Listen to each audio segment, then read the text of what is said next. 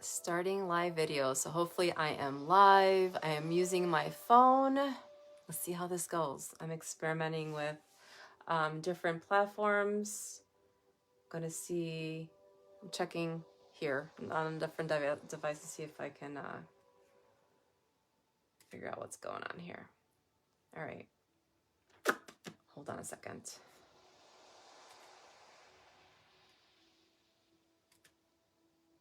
Hey, Andrew.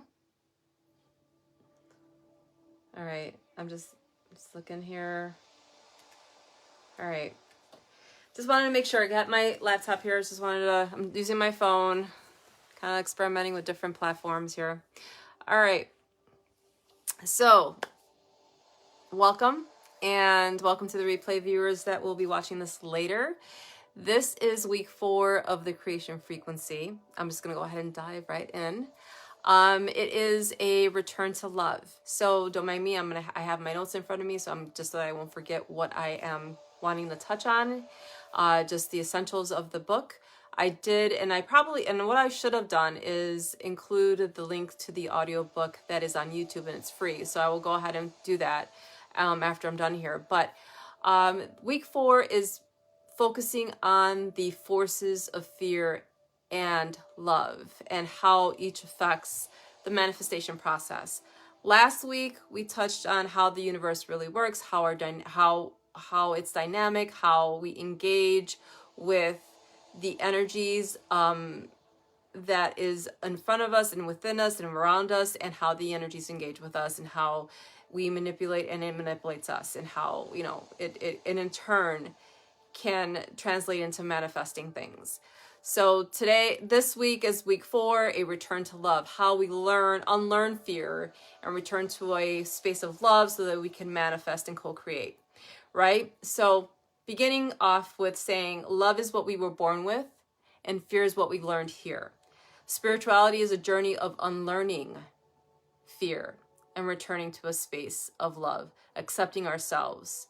And that's actually a loose translation of the quote from Marianne Williamson, and he quotes her in the book, again, Mike Murphy, from the author of Creation Frequency. Both love and fear can shape your childhood and can carry on, and you can carry that on into adulthood. If you are not careful or not mindful, you won't know what's driving your reality, whether you're operating from a force of fear or a force of love, right? So if you're going to be successful in manifesting, the force of love has to be stronger than the force of fear. Fear is our greatest obstacle to our ability to tune into the powerful energy of love. Fear is programmed into us since childhood, right? We can bring this in, or kind of like allow that to form our belief system and how we perceive reality. And this can stem from past wounds, betrayal, that and can translate to that we are not worthy, that we're not good enough. So whenever you're writing your intention, you have to operate from a place of love. Not necessarily like, oh my God, I'm in love, or unconditional love. You can utilize the emotion of joy, gratitude, excitement, and of purpose, all equally the same, right? So just essentially you want to do that for a positive outcome. For example, let's say, for example, you aren't able to tune into those frequency of emotions, right? Or embody those emotions. I want you to absolutely stop what you're doing, turn on the music that uplifts you, jam to some music, and hype yourself up. Feel the joy, feel the expansion, feel the energy, work out that stagnation, and just get yourself in the mood of happiness. That is love. That is love for yourself. That is tuning into that higher vibrational frequency. Then what you want to do is fantasize or daydream about that intention, about the scenario that you want, the outcome that you want, right? And then go back and try again. Because then at that point, You can write from a space of expansion and a space of unlimited possibility. Focus on that powerful emotion and not on that counterforce. Obviously, the counterforce is fear. And so the two energies, love and fear, at the very core of our human experience is that. At the very core of our human experience is love and fear. So we have to choose. We have to choose which way we want to go. And obviously, love is the more powerful manifester than fear is, right? Love is letting go of fear. Love is our true reality. Fear is something our mind made up along the way, and so therefore it really isn't true. At a primal level, love and fear shape most of our lives. So when we come into this world as innocent little beings of energy and love, but we then start learning how to fear just from things that we experience, perhaps what we've seen in what our teachers do, what our parents do, our environment, our world. We download those experiences, that preconceived belief system, right? So, and it could come from betrayal. It could come from woundedness. So, and we also learn the force of fear just through our society, through TV, through watching other people engage with each other. We learn to protect ourselves, we learn not to trust, and then we learn to be afraid.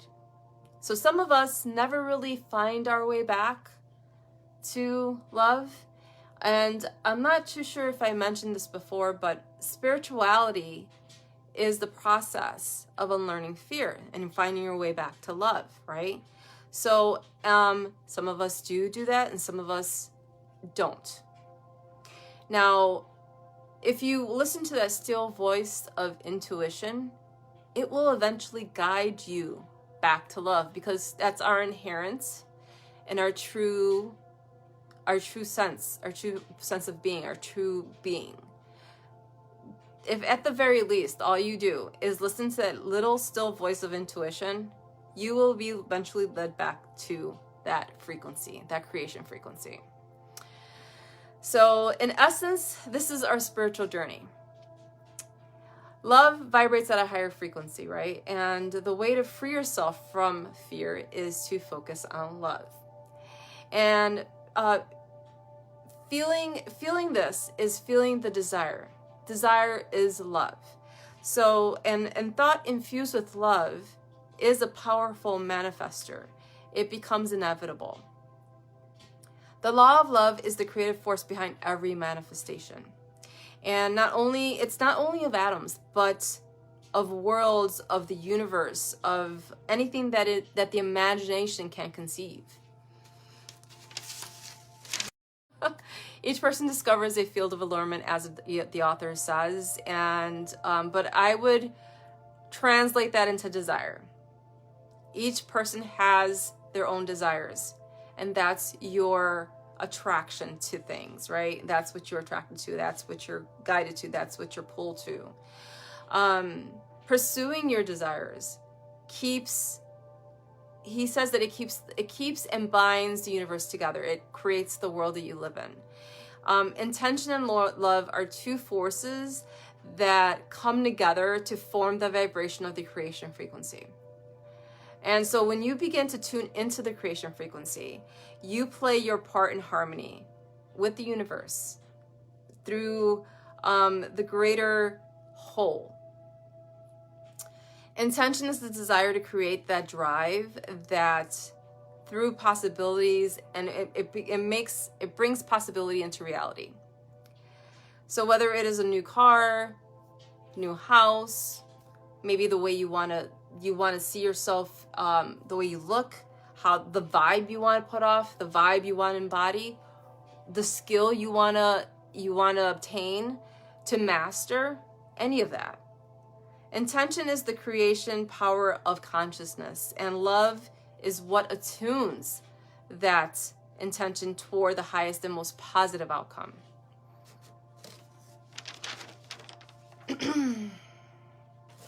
So, with that said, I am going to quote an intention statement that the author had created, and I'm going to give you a backstory on that. But before I go any further, I want to touch on that the universe doesn't judge, okay? And I know I've said this in the past weeks. The universe doesn't judge what you want to do. It'll give you what you want, whether it's positive or negative, of course. If you are connected to love, obviously that will give you, it'll help you manifest a lot quicker.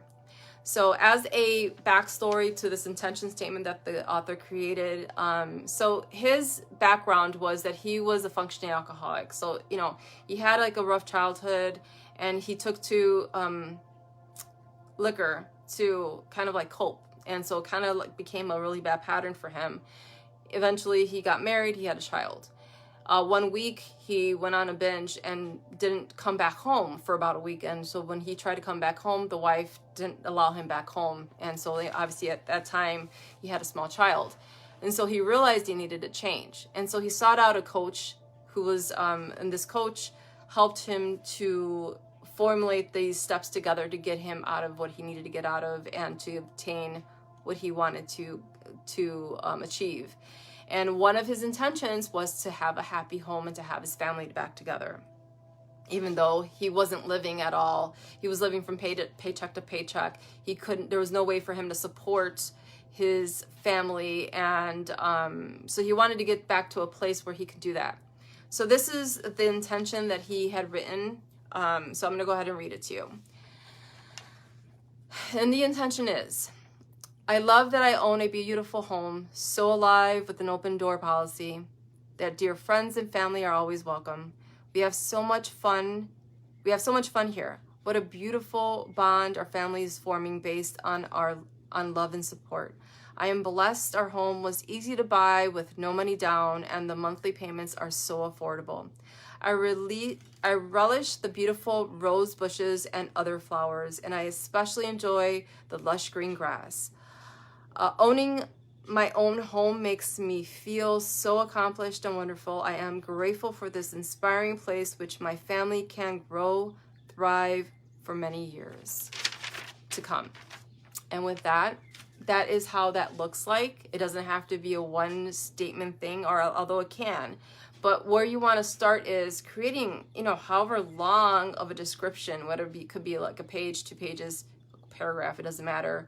And pour your emotions into it. You know, just let go, surrender, and as if you cannot fail and you are guaranteed success, put it on paper, embody that, and just feel that for a minute. And then when on every day, just feel that.